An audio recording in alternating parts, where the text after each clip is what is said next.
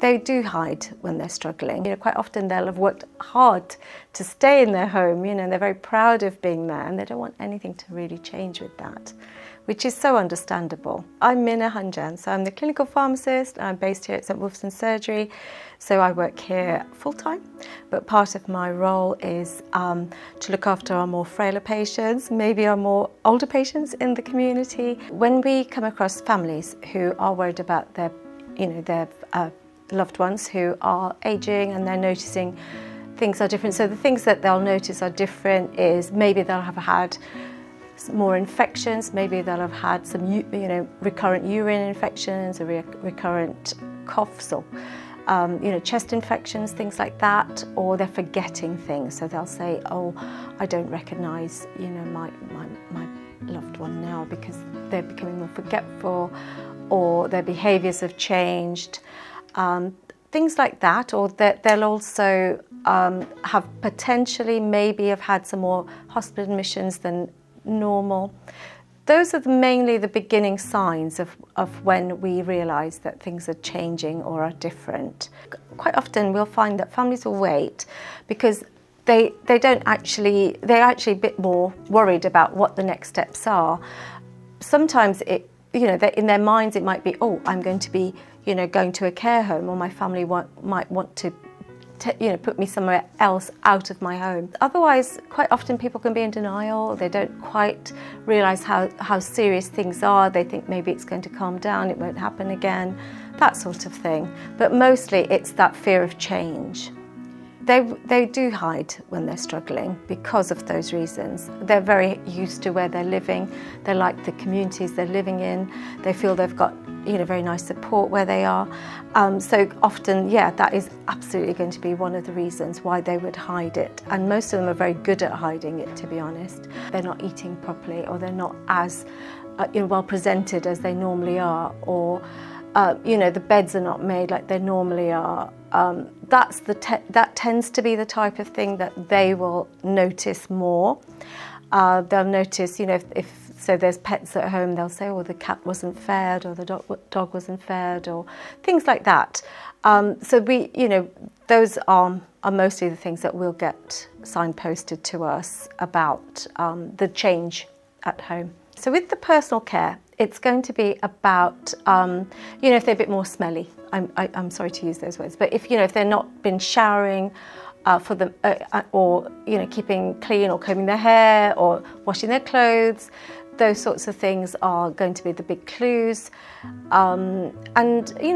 Just their standards, when their standards change for themselves at home, that's when the families would notice. So normal aging is, it is happening.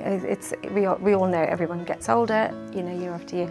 So when things change for people, it's when maybe, they've had, sadly for them, maybe an infection, or maybe they've had a fall, which can be mechanical, or it could be just to the fact that, they are just slowing up a little bit. So generally, that sort of starts with them becoming or feeling, what we would call frail.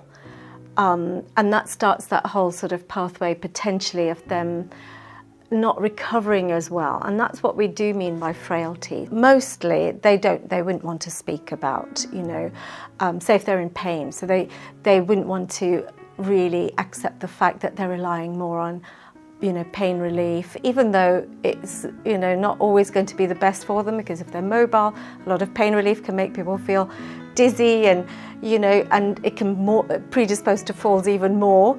So they will say, no, I'm not taking that much pain relief as you think, but they really are.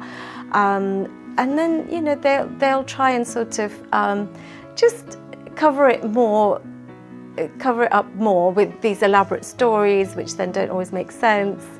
But then that's just them being fearful of, again, some changes to them and their living environments. Quite often they'll have worked hard to stay in their home, and they're very proud of being there, and they don't want anything to really change with that, which is so understandable. When we have an impact with delay of being proactive and we don't notice these subtle changes, it then can just crescendo into something like a fall. It tends to be a fall, or there'll be some other,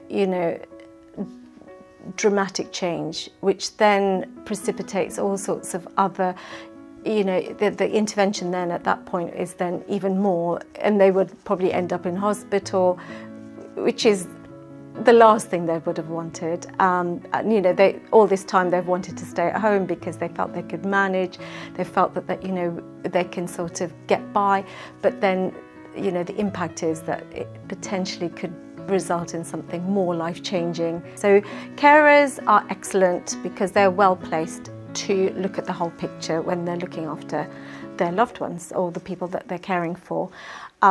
So in that instance, they'll notice medication taking is always the big one for me as a clinical pharmacist, but they'll also notice eating and drinking, it's very important.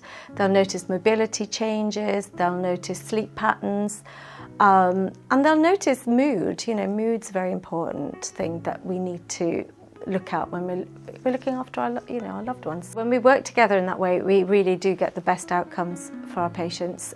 We've got so many examples of that, where we've been able to reassure families because we've been working together. And the most important part of all of that is because we can be open and honest with each other about what's happening, and then we can come up with a good plan and a good care plan to help. We all do worry, so we can worry about our loved ones. So the best is, reach out to the carers, reach out to us at the surgery, and come and see us and come and talk to us.